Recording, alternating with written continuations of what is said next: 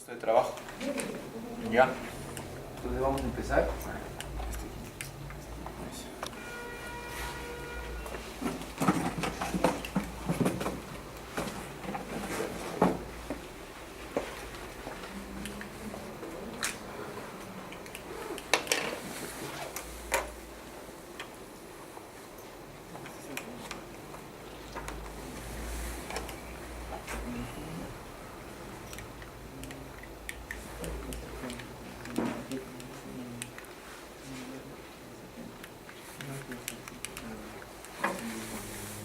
La fila baja. ¿Ah? Sí está el asalto. Ahora.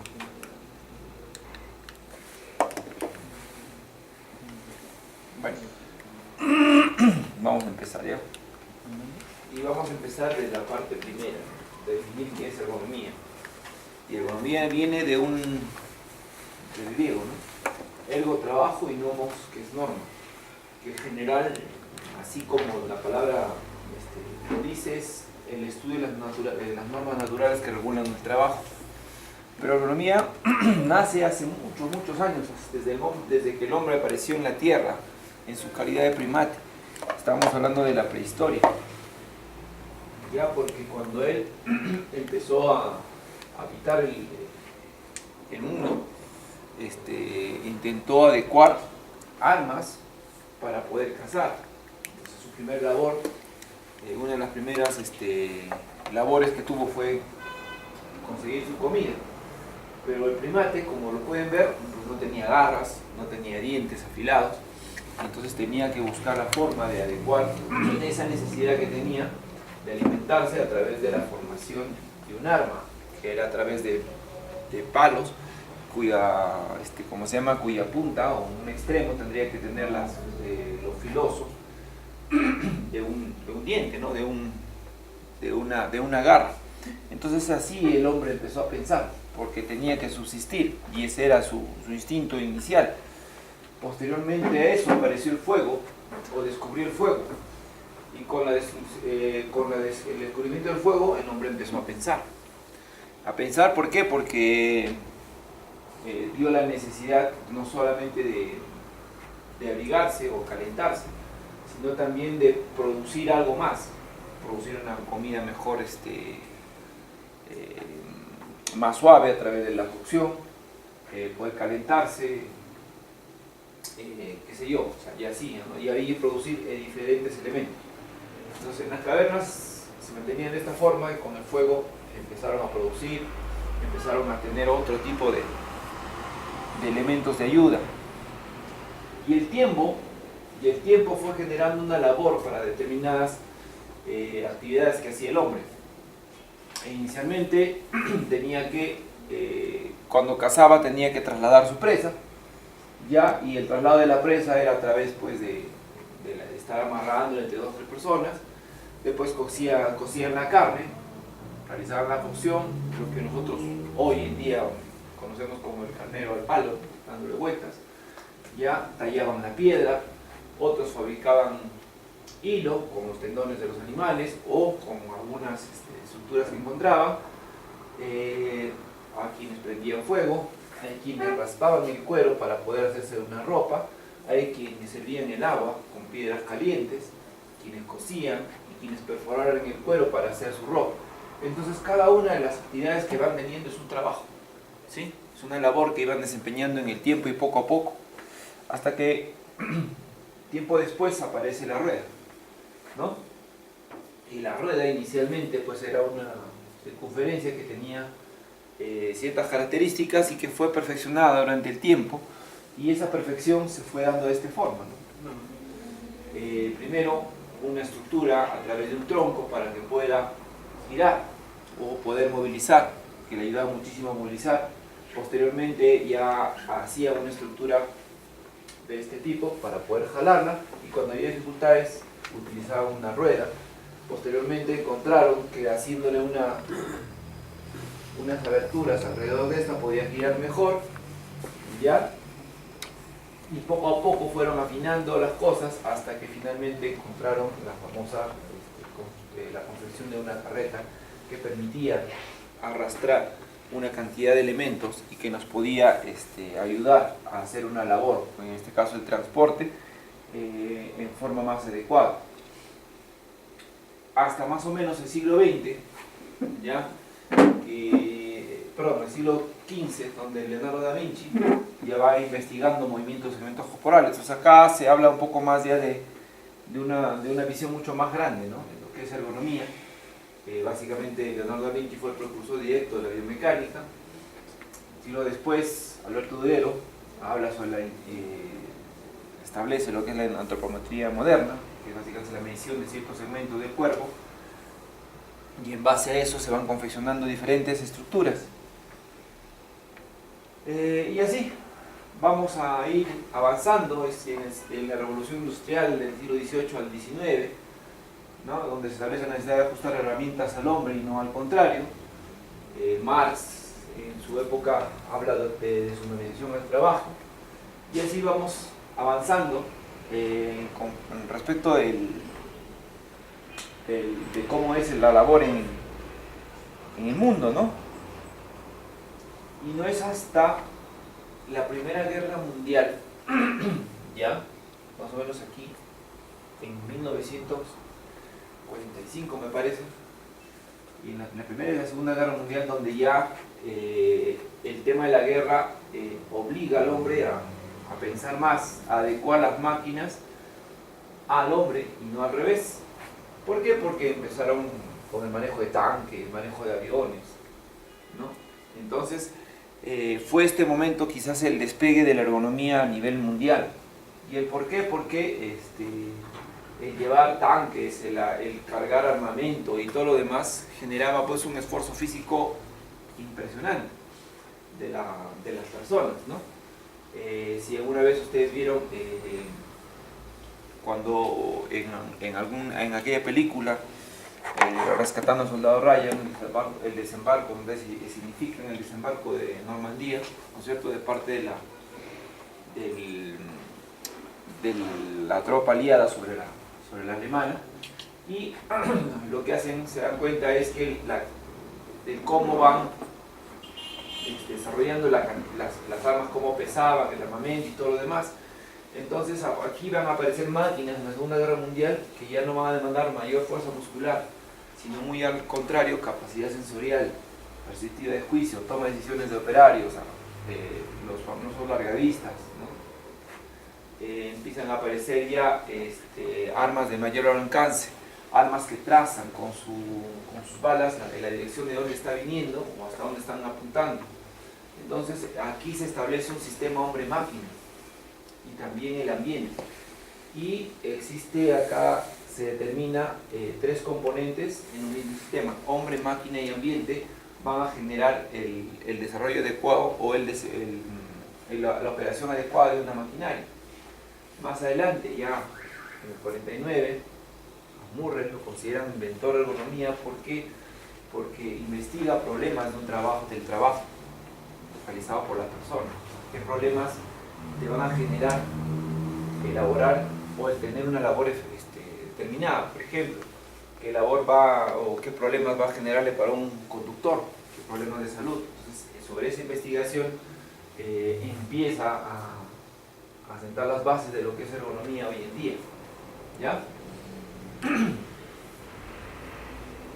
El tiempo pasa, el justo tiempo, entonces las materias primas, los productos llegan en el momento en los que se necesitan para la aplicación o para el servicio del cliente. Y un momento importante es ¿no? O sea, cuando las cosas tienen un determinado tiempo para generarse, para ejecutarse, y de esa forma empezamos a hablar un poco más sobre lo que es ergonomía, ¿no? Si se dan cuenta, empezamos de una forma y hoy en día hemos adecuado tanto, hemos hecho tan simple muchas de las aplicaciones que antes eran muy complicadas, y el enunciado que dice arriba, ¿no? El trabajo es un eterno renacimiento, ¿no? Cada día van apareciendo más tecnologías que nos permiten comunicarnos mejor, que nos permiten hacer una labor mucho más efectiva y a su vez generar menos fatiga o menos esfuerzo físico. Entonces, la ergonomía va a nacer básicamente de un trabajo conjunto que lo realizan médicos, ingenieros, psicólogos en la Primera Guerra Mundial, ¿no? Se hace evidente que el potencial de los equipos militares no eran aprovechados por sus operadores, estableciéndose por tanto modificar este diseño y adecuarlas físicamente y psíquicamente al manipulador, donde en ese entonces el rendimiento de la persona sobre la máquina incrementó tremendamente. Y así empieza la ergonomía a nacer, básicamente sobre el tema de guerra que hubo a nivel mundial.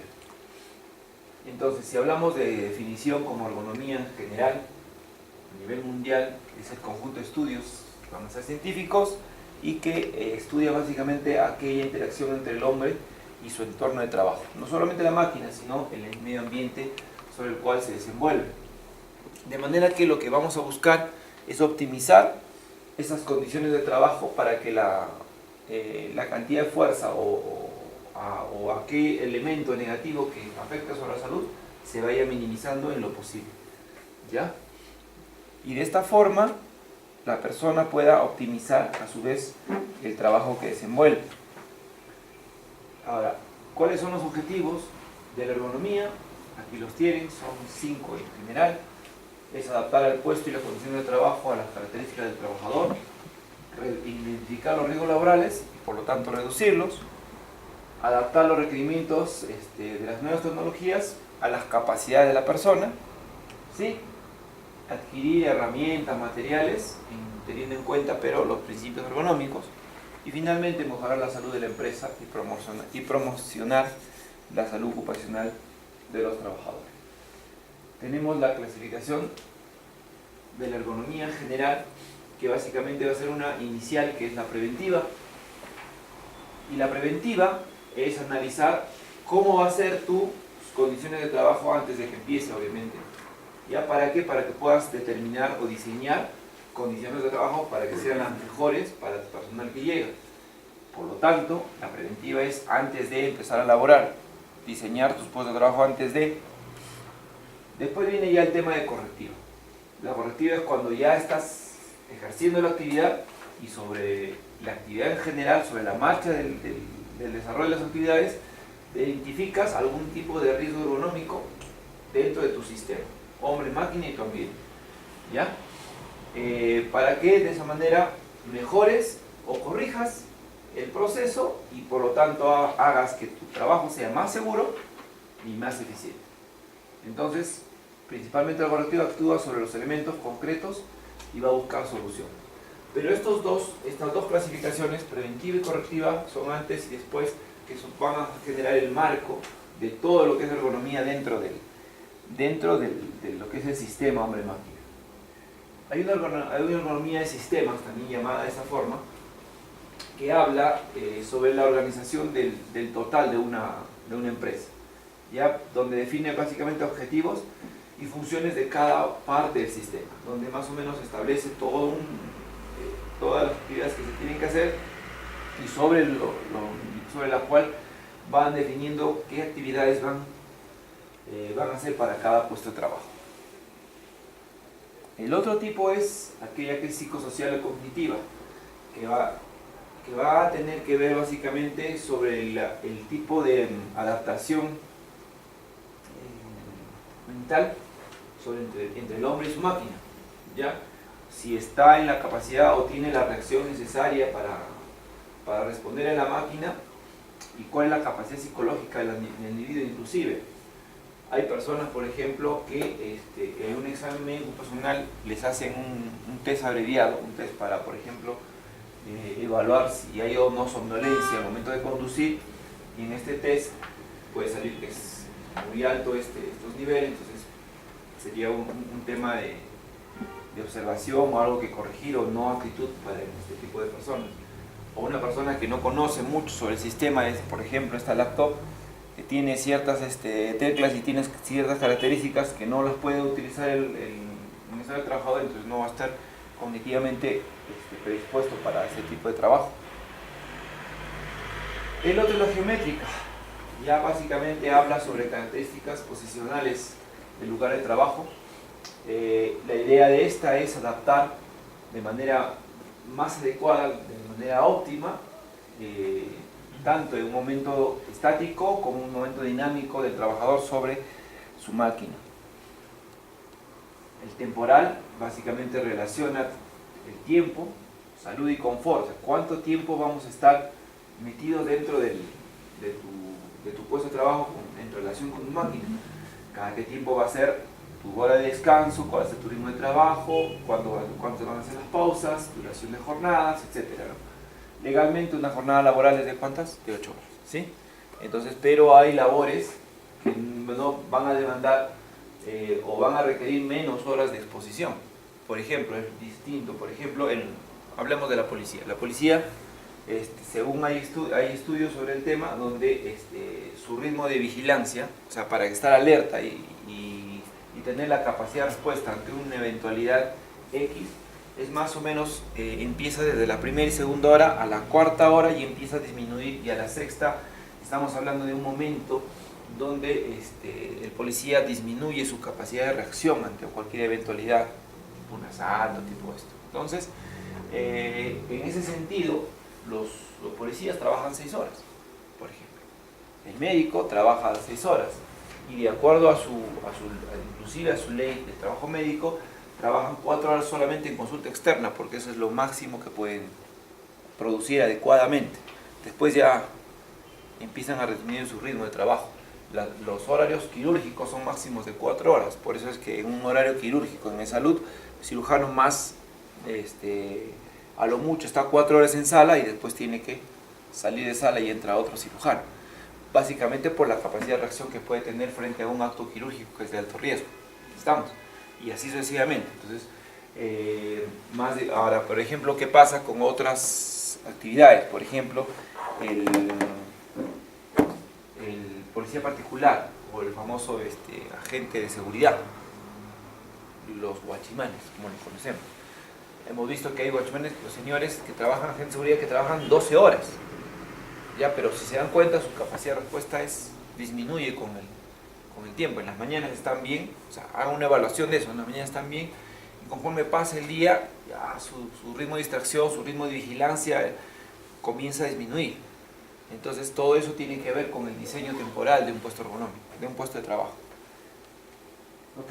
Y el otro es el tema ambiental. ¿Qué factores ambientales, además de solamente la máquina, van a influir en tu diseño o en tu puesto de trabajo, ¿no? Temperatura, iluminación, ruido, básicamente, y esto está en relación con la salud y el confort de la persona. Por ejemplo, una persona, un diseñador, por ejemplo, de un software, va a requerir mucha música, bulla en general, no va a poder concentrarse, ¿no es cierto? Entonces, esto tiene mucho que ver con lo que están, porque hay trabajos que requieren un alto grado de concentración y otros que no son, otros que no. Un ambiente ruidoso no te va a poder ni tampoco comunicar, si te va a afectar al oído, entonces todo esto tiene mucho que ver también. Y finalmente, el diseño de puestos. Y el diseño de puestos básicamente es sobre cada puesto de trabajo hay que diseñar de acuerdo a la estructura corporal, de acuerdo al trabajador, a cómo se va a hacer más confortable. ¿Y por dónde debemos empezar?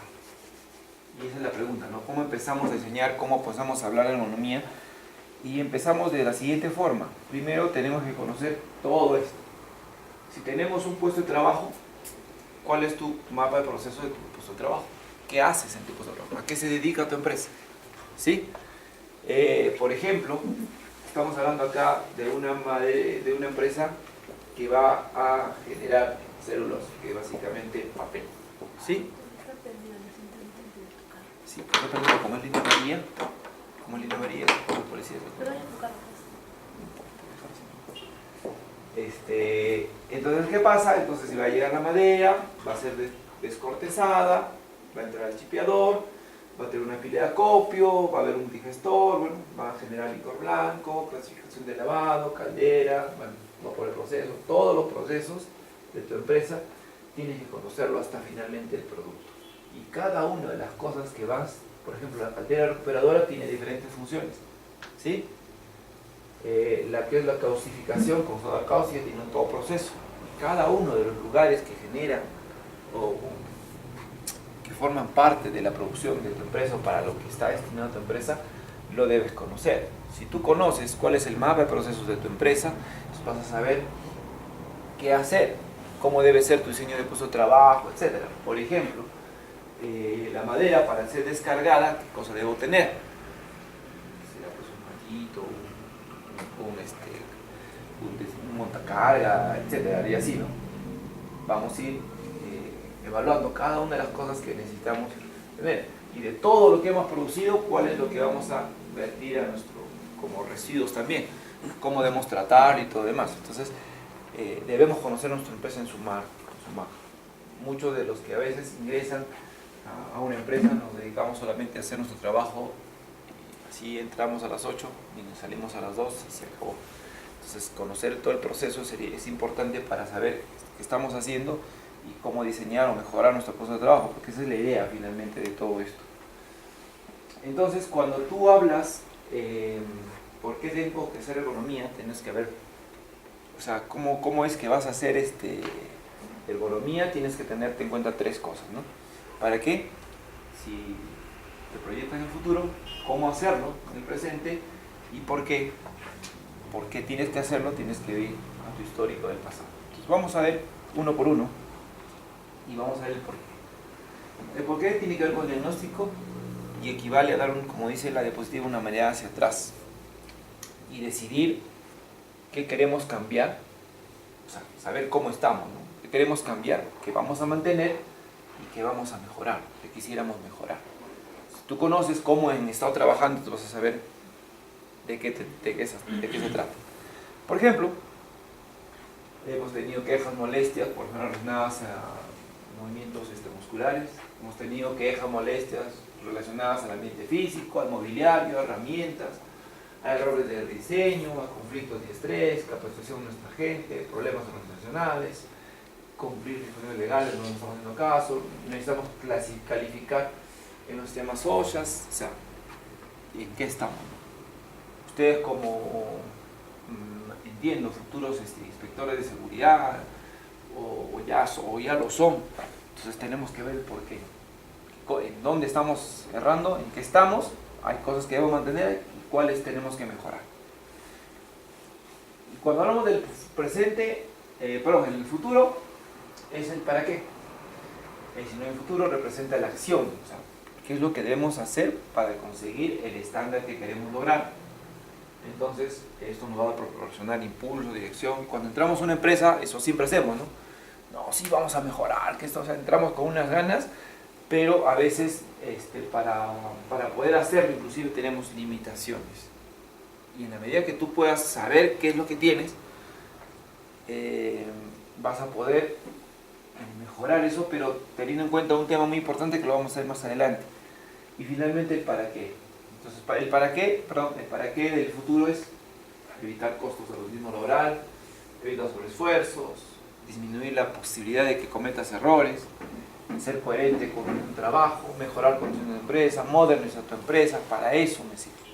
Y si voy a analizar el presente, voy a preguntarme cómo, que básicamente representa la acción, ¿ya? ¿Qué debo hacer hoy, ya? Para que en el futuro consiga. Por ejemplo, ¿cuáles son los procedimientos estándares de desempeño? Por ejemplo, se me ocurre que yo tengo un estándar X y no estoy cumpliéndolo, entonces, pero tengo que saber cómo debo hacer para poder llegar a ese estándar si quiero mejorar más adelante. O sea, por lo menos cumplirlo con lo que tienes hoy. Y entonces tienes que entender tu trabajo, reconocer qué riesgos agronómicos tienes, ya diagnosticar y valorar cuantitativamente ese problema, gestionar un programa adecuado de ergonomía, y de manera que, fíjense, como al principio, por qué, el cómo y finalmente el para qué. Es importante que lo podamos evaluar y tener en cuenta. De manera que si tú haces un análisis de todo, el por qué, entonces, si analizamos, existe un decreto supremo, la 009 del 2005, que es básicamente la norma básica de ergonomía, la 27711, que es básicamente una ley de trabajo, que establece qué es lo que debes trabajar. Entonces, eso es tu base, ese es tu estándar, de dónde has empezado. En el presente, entonces vas a tener acá, ¿no?, que tu norma técnica 7, un tratado libre de comercio, entonces establece que todas estas normas las puedes adecuar en base a lo que tú ya tienes. ¿Cómo vas a evaluar? A través de tus herramientas, pues herramientas ergonómicas, infinidad de herramientas ergonómicas, ¿no? Las clásicas, OWA, REVA, RULA, JCG, CLR, OCRA, MAFRE, Renault, LES, UTA, PIRA, y así hay N herramientas ergonómicas, ¿sí? Entonces, ese es el cómo hacer. ¿Y el futuro para qué? Entonces, la idea es eso, ¿no? Para que tengan mejor salud, mejor seguridad, mayor bienestar, sea más productivo. Y esto, si lo aterrizamos en el país, está básicamente en esta. Nuestra norma básica, economía y procedimiento de evaluación del riesgo disergonómico, aprobada con resolución ministerial 375/2008. Esta es la norma básica de ergonomía, ¿ya? Y esta se asocia o está en relación directa a un artículo 5 de la ley del Ministerio de Trabajo y Promoción del Empleo. ¿Ya copiaron esa? Sí. Al artículo 5 dice: el sector trabajo tiene como atribuciones definir, concertar, coordinar, dirigir, supervisar y evaluar la política de higiene y seguridad ocupacional y establecer normas de prevención y protección contra riesgos ocupacionales que aseguren la salud integral de los trabajadores en aras del mejoramiento de las condiciones y el medio ambiente de trabajo. O sea, ambas están en relación. Y en base a esas dos, vamos a poder nosotros definir o hacer que nuestras normas de ergonomía actuales, como base, estas dos, para que tu estándar actual lo puedas por lo menos acondicionar al presente y proyectarte hacia adelante algún tipo de estándar mucho más alto. ¿Ok? ¿Con qué finalidad? Con la finalidad de mejorar tus condiciones de trabajo, con mejorar tus condiciones de seguridad, mejorar tus condiciones de salud. ¿Ok? Ahora, existen términos como disergonómico, que básicamente es aquello que no es ergonómico, no es conforme. Va a incluir seguridad, salud, comodidad y bienestar. Y también tiene que ver con aspectos relacionados con la carga física, mental, la organización, los factores psicosociales, también ambientales del puesto de trabajo. Todo ello conlleva que en el Perú la definición de ergonomía está dada por este concepto. Esto está cogido justamente de la norma de ergonomía, ¿ya? Entonces, donde lo definen como ingeniería humana, llamada también ingeniería humana, y lo definen como la ciencia que busca optimizar interacción entre